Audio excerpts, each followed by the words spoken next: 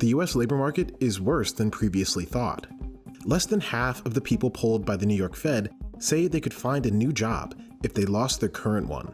Downside risks to employment are rising. And if those risks materialize, they can do so quickly in the form of sharply higher layoffs and rising unemployment. We learned this morning that job growth in the past 3 months has all but ended. There were just 22,000 new jobs created last month, and new revised data showed the economy actually lost jobs in June. 3,000. That's the number of jobs I've applied to as of today. During the course of the year and a half that I've been out of work after a injury that happened on the job, trying to find another job has been so difficult. Now, mind you, I have 25 years experience as a sales manager, 29 years as an event manager. I'm well overqualified for any job I apply to, but yet, for some reason, over the course of me applying to 3,000 jobs, I've only had 9 interviews, and I've had maybe 15 callbacks, and all the other ones are fake. These days, you have to actually look at the actual website versus Indeed or LinkedIn, but both of those sites are basically worthless. They're now becoming social media sites where it's more about popularity versus an actual job. So on today's episode of How Am I, me and my husband are both unemployed. I am by choice. I'm a stay-at-home mom to twins who are under the age of 5. So daycare would cost more than what I would even make. He was laid off. He was in the tech industry. He was laid off about 3 months ago, and he hasn't had any bite. We have a mortgage, and we have debt, and we have bills to pay. We're trying to figure out, how are we going to survive in this system? But do we even want to survive in this system? Being in the job market today is so draining, like literally so more draining than having a full-time job. End of this week, my unemployment will have reached 6 months, and I have been putting off a certain emotion because I knew I'd have to experience it at the point that I am now, so not to worry about it before. Any day now, my landlord's going to ask me if I want to renew my lease, and I don't know what to do. I have 3 choices, and they all scare me because I don't know the answer to any of them. Okay, so I have never felt smarter, stronger, or more resilient in my life than I do right now. And I've also never felt more self-doubt and imposter syndrome in my entire life than I do right now. And that is a really tough thing to navigate on like a day-to-day, hour-by-hour basis, because in some moments I'm so confident in what I'm doing, who I am, my intelligence, and everything that I can accomplish and see for my future. And then in other moments, I'm like, nope, you're the stupidest person in the world and everybody's lying to you, and you'll find that out in 5 years and your life will crash and burn. Hello again. My name is Christerpher F. Coleman with the Business Intelligence Group. I'm a business leader, advisor, and business coach, and I help entrepreneurs, business leaders, and hustlers with their businesses, whether it's through business planning, strategy, marketing, or operations. And I love business. I've always had something in my heart for business, but there's a lot to learn with business. But the best way to get started is to just start. Just go after it, read some books, look at some YouTube videos, and then just jump in. And in this video, I want to talk more about entrepreneurship and why it's a necessity, especially in this climate that we're living in, 21st century business, all of the things that are going on in the world geopolitically, nationally, and the United States is a capitalist society. So we should capitalize on the laws and the regulations of the land. So if you stay tuned, I'm going to talk about some of the reasons why you, as a person working a 9-to-5, maybe you have kids, maybe you have a family, why you should be an entrepreneur. I believe la-di-da-di everybody should be an entrepreneur. And let me tell you why. Stay tuned.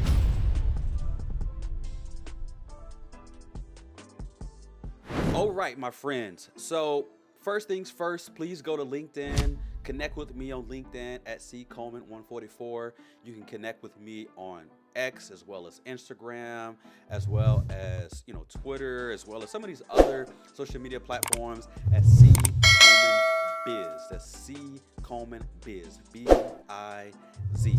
So the first things first, I want to lay a foundation of the climate that we're living in. I'm in the Army Reserve, and I've been, total service about 17 years this December. And unfortunately, my career has been up and down. I've been in a lot of job situations, and it's not necessarily because of me and my performance and my competency, but being in the Army Reserve as well as being in a career of operations, the civilian job expects me to be there. Operations is managing the day-to-day. And so if there's unscheduled training or some training that comes up and I'm not there, I could see put a burden on the employee. Now, legally, they can't do that, but legally it's difficult to prove.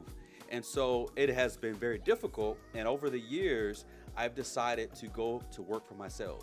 I help companies make millions of dollars, billions of dollars through continuous improvement, great leadership, project management, and I've helped companies save millions of dollars through process improvement, Six Sigma initiatives, and Kaizens and things of that nature.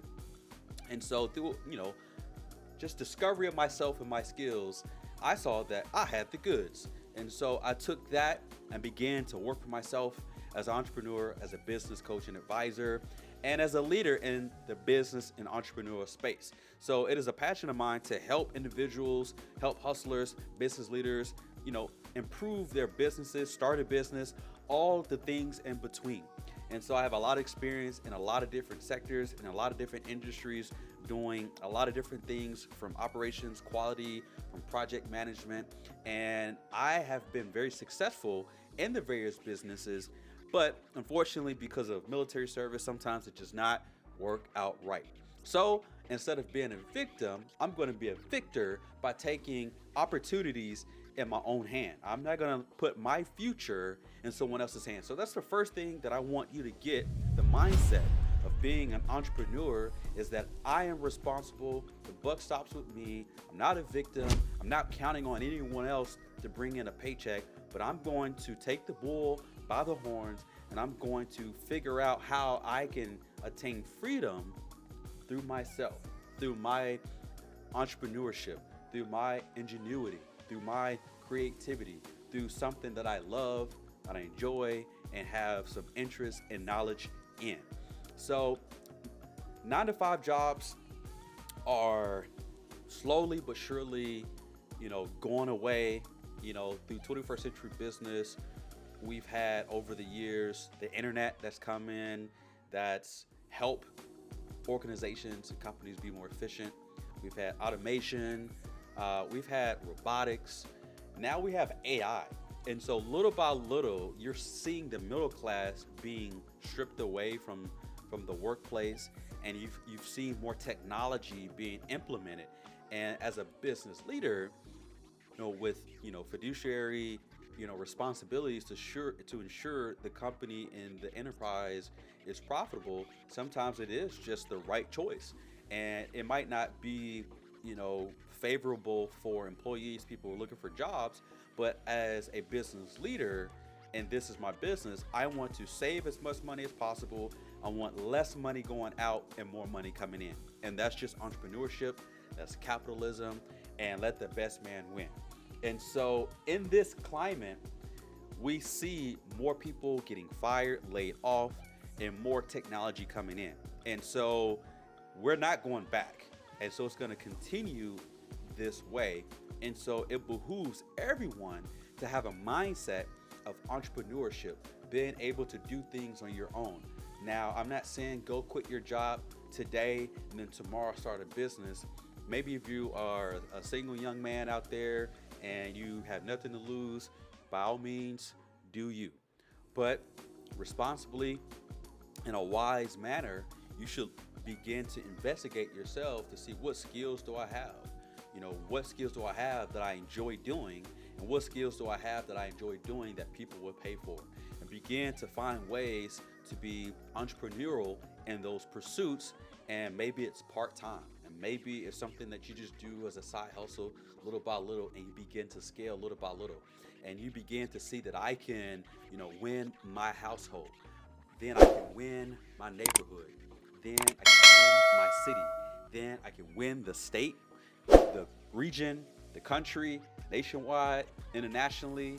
And so that is the kind of mindset that I want you to have. Now, another reason why I want everyone to become an entrepreneur, la-di-da-di everybody, is because of diversification. And so I love sports. I watch a lot of sports, whether it's women's sports, women's basketball, football, baseball, whatever the case might be.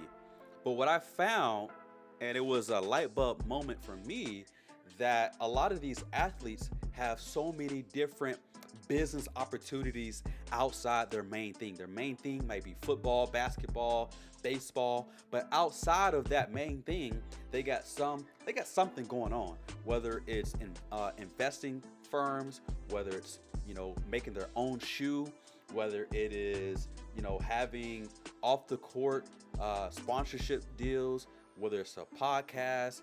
And so you see that in the sports world. And so when, someone has an issue, they're hurt or whatever, they can't play, or maybe they grow older, they kind of get pushed out of the league, they always have something else to fall back on. And so many athletes now have a podcast, they have sponsorships through their podcast. And so it's been great. Gilbert Arenas, you see Jeff Teague, you see Matt Barnes, Kevin Garnett, you see Paul Pierce, you see so many different ones. You see Shannon Sharp, Skip Bayless as a pundit, Stephen A. Smith. They all have their main job. They also have something on the side. So what does that mean for you? In your 9-to-5 job, when you get home, what do? Do you go home and just sit and watch TV and you watch them and you consume their content? Or should you begin to make something yourself so that in the future, some AI technology, robotics, whatever comes in and take your job, you have to start off from scratch? No way, no how. I would suggest that you get started today, whatever it is. Put up your camera, start talking to the camera, get used to talking to a camera, learning how technology works to begin to put things on YouTube. Maybe it's a different product. Maybe you're into soaps or lotions or beauty care or self-care. Begin to research some of these things, supply chain, what raw materials do I need? And begin to just notate these ideas to figure out what is possible. Because you see it on the big stage, you see it in politics, a lot of politicians, a lot of political pundits, a lot of athletes. They have their main thing, but they have a side hustle. And oftentimes, in the case of, for example, Shannon Sharp, left undisputed. He left undisputed, but he had his own podcast, Club Shay Shay, Nightcap. And so there's so many different examples, and I think it's a great example for everyone to take ownership in whatever they do. Now, the third thing that I want to impress upon you is that ownership means power and control. It gives you options. And so if you just have a 9-to-5, things happen, someone makes you upset, there's some rude changes, things are just not fair, whatever the case might be, you have options. You're not just stuck going to another 9-to-5 or just staying where you are. If you have your own thing and you've been building on it, somebody gets on your nerves on the wrong day, you could say, you know what, peace out, I'm going to do my own thing because I'm tired of people being unfair, being mistreated, being treated like I am not an asset to this organization. And so what? You could do your own thing, little by little, you build on it, and it gives you some options of diversifying how money comes in. Maybe you have a 9-to-5 and you're making money, but then also you have this side gig where you might be selling things on Etsy or whatever the case might be, YouTube videos, sponsorships, you're making money on the side. And then you get to a point where, I'm done with the 9-to-5. I'm done with these people. I'm done with this organization. They're making millions and I'm just barely getting by. And as we progress, things are going to get more expensive. There's going to be less jobs for the middle class.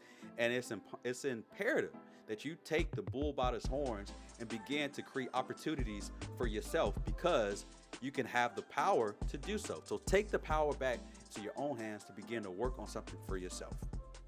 Now, the last thing that I want to talk about is that, with a business, something that you start for yourself, you can start small and grow it and grow it and grow it. But it's something that you can pass along to a loved one, to your family, to your kids. And it's something that you can have for yourself. Like my kids, they love this show, Ninja Kids. And one of my favorite episodes is when they have an anniversary of their karate studio, the martial arts studio. And they kind of go back in time to kind of let you know how they got started. They had the studio, the mom and the dad, they had a son, and they lived in the studio. They said they had a ghost gym where they would go work out and shower there, and they lived in their studio.